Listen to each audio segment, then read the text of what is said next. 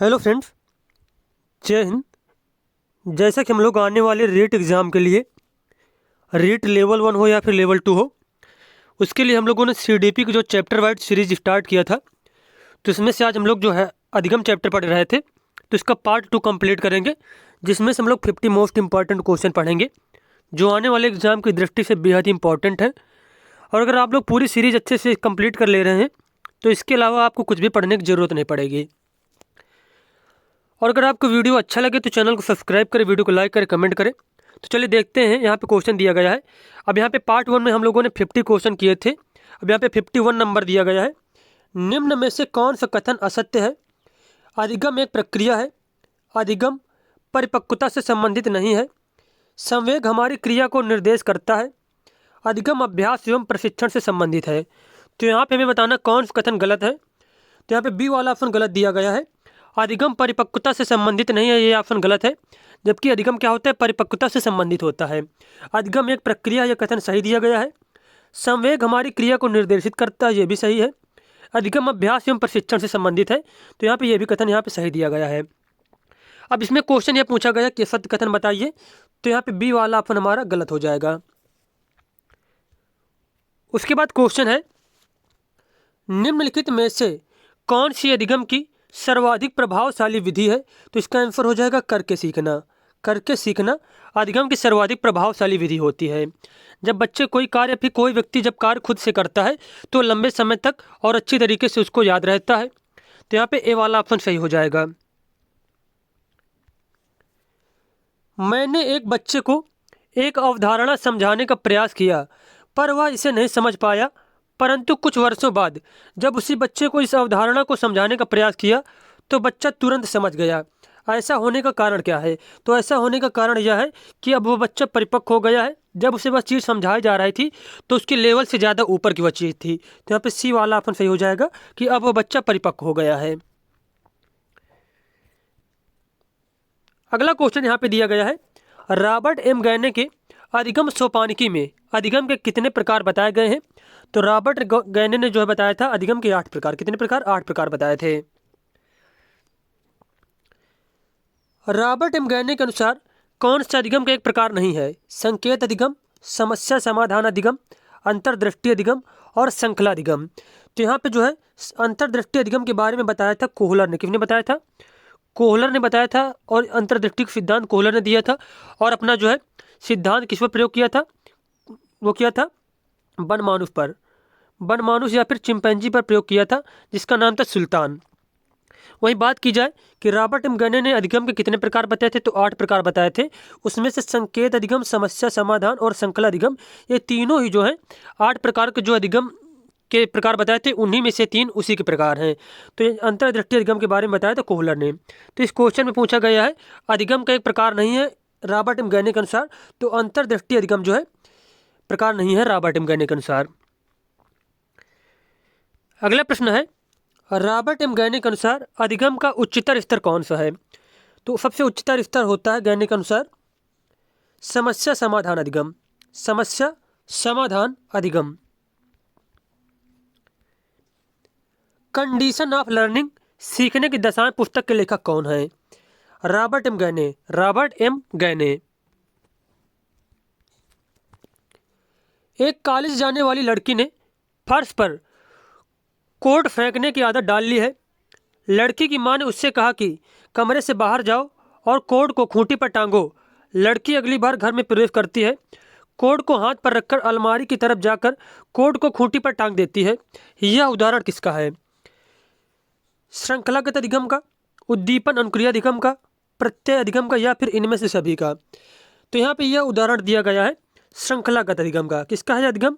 कौन सा अधिगम है यह? श्रृंखलागत अधिगम है। यहाँ पे ए वाला ऑप्शन सही है हमारा। अगला प्रश्न है, विद्यालय की घंटी बजते ही सड़क पर चलने वाले लोगों में से उस विद्यालय में पढ़ने वाले बालक दौड़ते हैं। यह अधिगम का प्रकार है संकेत अधिगम, बहुभेदन अधिगम, उद्दीपन अनुक्रिया अधिगम, या फिर श्रृंखला अधिगम का? तो यह प्रकार है उद्दीपन अनुक्रिया अधिगम का। कैसा प्रकार है? उद्दीपन अनुक्रिया अधिगम का। गैने की अधिगम सोपानिकी में संकेत अधिगम आधारित है। किसके सिद्धांत पर आधारित है? पावलोव के सिद्धांत पर, पावलोव के सिद्धांत पर। चौराहे पर लाल बत्ती को देखकर वाहनों का रुकना अधिगम का कौन सा प्रकार है? तो इसका आंसर हो जाएगा संकेत अधिगम का, संकेत अधिगम का, क्योंकि उनको जब संकेत मिलता है, देखते हैं वो लाल बत्ती को, उनको एक प्रकार का संकेत मिलता है और वो संकेत देखकर वह रुक जाते हैं। तो यहाँ पे डी वाला ऑप्शन सही हो जाएगा। बालक द्वारा वर्णमाला, पहाड़े आदि को एक निश्चित उम्र में सीखना किस प्रकार के अधिगम को दर्शाता है? शाब्दिक साक्षर अधिगम, बहुविभेदन अधिगम, श्रृंखला अधिगम या फिर सिद्धांत अधिगम का? तो यह दर्शाता है श्रृंखला अधिगम को। किसको दर्शाता है? श्रृंखला अधिगम को। अगला प्रश्न दिया गया है, एक बहुचयनात्मक प्रश्नावली में से सही विकल्प का चुनाव करना अधिगम का कौन सा प्रकार है?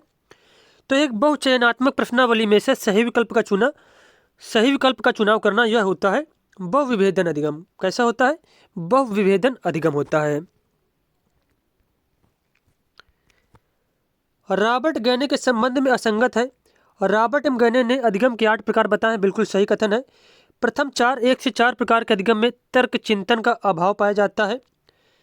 संकेत अधिगम सबसे उच्च श्रेणी का अधिगम है।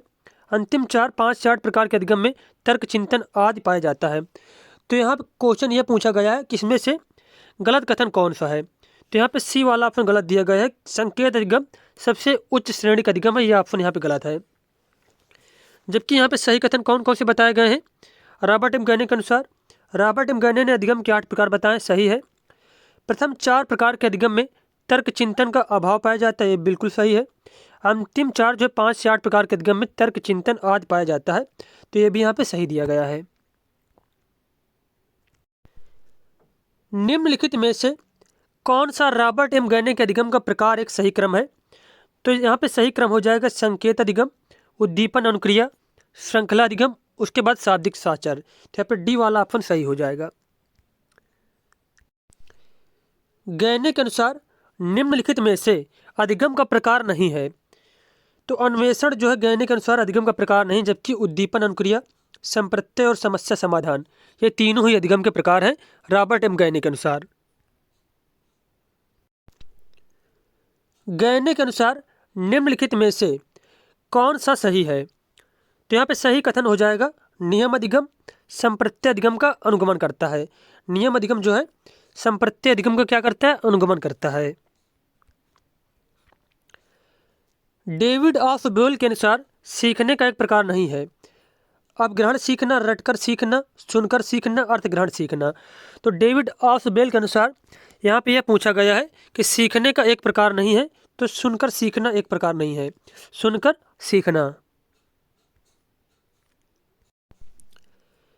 जब बालक दिए गए प्रत्यय में स्वयं खोज करके नवीन प्रत्यय जोड़कर सीखता है, डेविड ऑफ बोयल के अनुसार यह सीखना क्या कहलाता है? तो इस प्रकार के सीखना को कहा जाता है अन्वेषण सीखना। क्या कहते हैं? अन्वेषण सीखना या फिर खोज करके सीखना। उसके बाद क्वेश्चन है अधिगम प्रक्रिया में सही कड़ी का चयन कीजिए। तो यहाँ पे सही कड़ी कौन कौन सी है? सबसे पहले प्रेरक होगा, फिर लक्ष्य होगा, फिर समायोजन होगा, फिर उसके बाद परिवर्तन होगा। तो यहाँ पे सी वाला विकल्प सही हो जाएगा। पहली परिस्थिति में प्राप्त ज्ञान अभियोग्यता एवं कौशल का दूसरी परिस्थिति में उपयोग ही अधिगम अंतरण कहलाता है। यह परिभाषा किसने दी थी? यह परिभाषा दी गई थी कॉल सनिक के द्वारा। कॉल सनिक के द्वारा। उसके बाद प्रश्न दिया गया है निम्नलिखित में से कौन सा विकल्प असुमेलित है? सामान्यीकरण का अधिगम अंतरण सिद्धांत चार्ल्स वुड के द्वारा दिया गया, बिल्कुल सही है। द्विकारक अधिगम अंतरण सिद्धांत स्पीयरमैन के द्वारा दिया गया, ये भी सही है। मूल्यों के अभिज्ञान का सिद्धांत वोल्फगैंग कोहलर के द्वारा दिया गया। समरूप तत्वों का सिद्धांत थॉर्नडाइक के द्वारा दिया गया। तो यहाँ पे क्वेश्चन यह पूछा गया कौन सा विकल्प असुमेलित है? तो यहाँ पे सी वाला ऑप्शन गलत दिया गया है, जबकि सही कथन जो दिए गए ए, बी और डी ऑप्शन सही दिए गए हैं। तो ये आपको जो है तीनों याद रखना है, जैसे कि सामान्यीकरण का अधिगम अंतरण सिद्धांत दिया गया चार्ल्स वुड के द्वारा, द्विकारक अधिगम अंतरण सिद्धांत दिया गया स्पीयरमैन के द्वारा, समरूप तत्वों का सिद्धांत दिया गया था थॉर्नडाइक के द्वारा। अब यहाँ पे अगला प्रश्न दिया गया है स्पीयरमैन के द्विकारक अंतरण सिद्धांत के अनुसार किन कारकों का अंतरण होता है? सामान्य कारक, विशिष्ट कारक, या फिर दोनों का, या फिर इनमें से कोई नहीं। तो इसका आंसर हो जाएगा सामान्य कारकों का अंतरण होता है, सामान्य कारकों का। अगला प्रश्न है, यदि गणित विषय का अधिगम भौतिक विज्ञान के अधिगम में सहायक होता है तो यह अंतरण कैसा अंतरण कहलाएगा? तो इसे कहा जाएगा सकारात्मक अंतरण। क्या कहेंगे इसको? सकारात्मक अंतरण कहा जाएगा। जब कोई किसी बच्चे का पूर्व ज्ञान या फिर पूर्व में सीखी गई चीज़ें नई चीज़ें सीखने में हेल्प करती हैं तो उसे सकारात्मक अंतरण कहते हैं। और वहीं अगर नई चीज़ें सीखने में उसको बाधा डालती हैं तो उसे क्या कहा जाएगा? नकारात्मक अंतरण कहा जाएगा।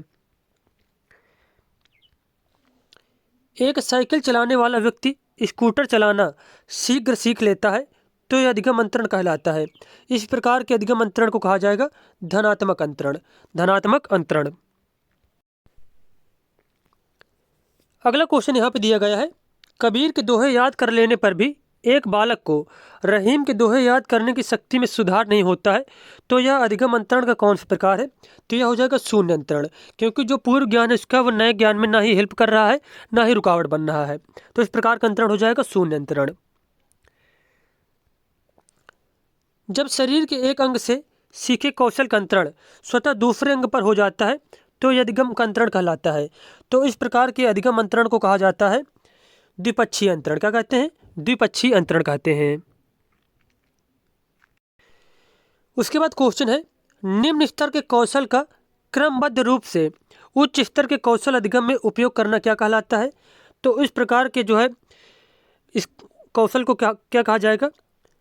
निम्न स्तर के कौशल का क्रमबद्ध रूप से उच्च स्तर के कौशल अधिगम में उपयोग करना क्या कहलाता है? तो इसे कहा जाएगा लंबवत अंतरण। क्या कहेंगे? लंबवत अंतरण कहा जाएगा। किसी एक परिस्थिति में सीखे ज्ञान अथवा कौशल का उसी के समान प्रकृति की दूसरी परिस्थिति में उपयोग करना अधिगम का किस प्रकार का अंतरण कहलाता है? तो इस प्रकार के अंतरण को कहेंगे क्षैतिज अंतरण। क्या कहेंगे? क्षैतिज अंतरण कहा जाएगा। नेक्स्ट क्वेश्चन यहाँ पे है, भारत में कार चलाने के बाद अमेरिका में कार चलाना किस प्रकार के अधिगम अंतरण का उदाहरण है?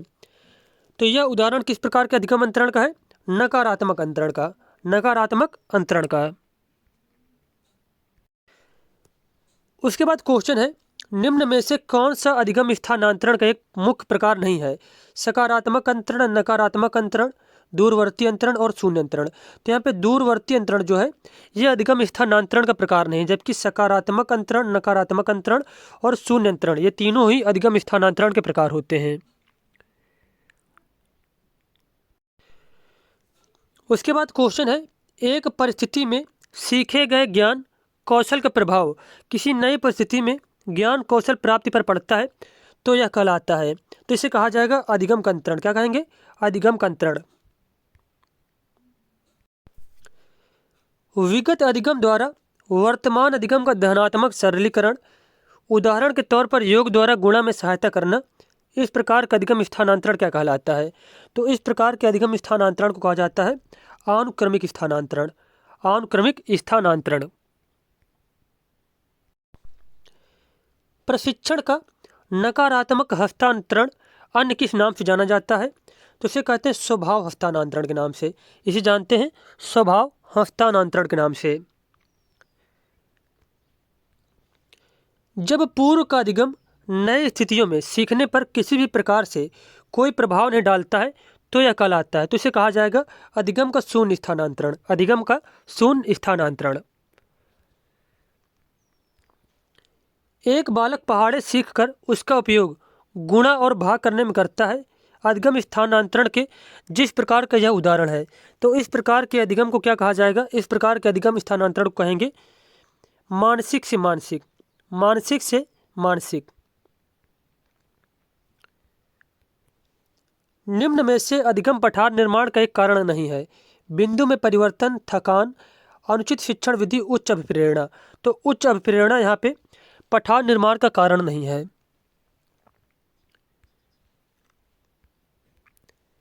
अधिगम का पठार उस अवधि को व्यक्त करता है जब सीखने की गति एकदम क्या हो जाती है? एकदम रुक जाती है, एकदम रुक जाती है। अधिगम के रास्ते में रुकावट के कालांश का कारण है मानसिक थकावट, रुचि का न होना, प्रतिकूल वातावरण, नीचे दिए कोड से सही उत्तर का चयन कीजिए। तो अधिगम के रास्ते में रुकावट होने के ये सभी कारण होते हैं, तो इसके अनुसार डी वाला ऑप्शन सही हो जाएगा, ए, बी और सी। निम्नलिखित में से कौन सा अधिगम स्थानांतरण का एक सिद्धांत है?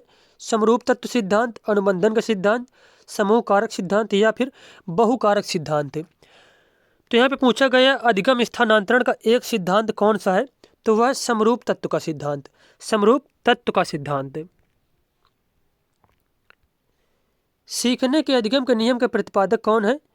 कौन है? EL Thorndike, EL Thorndike. और इन्होंने मुख्य नियम कितने बताए थे? 3, और गौड़ नियम बताए थे 5, गौड़ नियम बताए थे 5।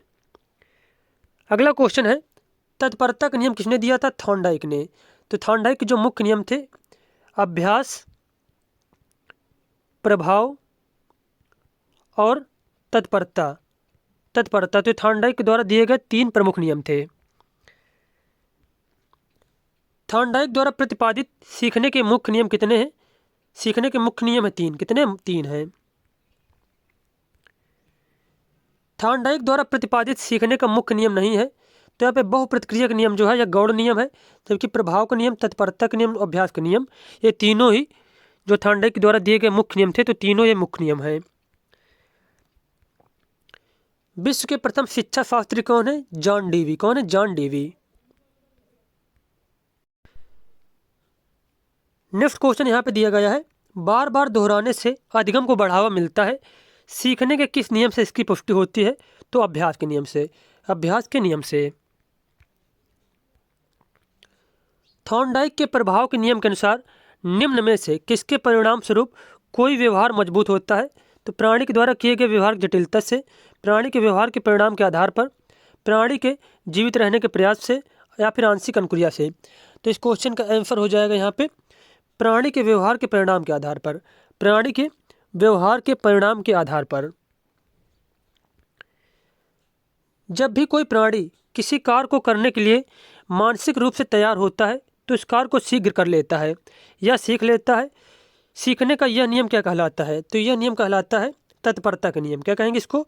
तत्परता का नियम, कि जब कोई व्यक्ति जितना ही ज़्यादा उत्सुक और तत्पर होगा या फिर मोटिवेटेड होगा, तो वो उतना ही ज़्यादा उस चीज़ को जल्दी सीखता है। अगला प्रश्न दिया गया है, एक मजदूर को खेत पर भेजा जा सकता है, लेकिन उसे काम करने के लिए मजबूर नहीं किया जा सकता। इसकी पुष्टि किस नियम से होती है? इसकी पुष्टि होती है तत्परता के नियम से। यानी कि जैसे कि कोई बच्चा, उसे स्कूल आप भेज तो सकते हैं, लेकिन अगर वो तत्पर नहीं होगा तो टीचर चाहे कुछ भी उसे बताए, वो मतलब सीखेगा नहीं। उसके बाद क्वेश्चन है, ईएल थॉर्नडाइक के संबंध में असंगत कथन है। थॉर्नडाइक ने सीखने के 3 मुख्य और 5 गौण नियम दिए थे, सही है। भूखी बिल्ली का प्रयोग किया, यह भी सही है। सर्वप्रथम 1913 में प्रयास त्रुटि का प्रचार दिया, तो ये ऑप्शन गलत है। शोध एनिमल इंटेलिजेंस, मतलब एनिमल इंटेलिजेंस पुस्तक भी लिखी थी इन्होंने, तो ये भी सही है। तो यहाँ पे पूछा गया कौन कथन असंगत है, तो यहाँ पे सी वाला ऑप्शन यहाँ पे गलत दिया गया है।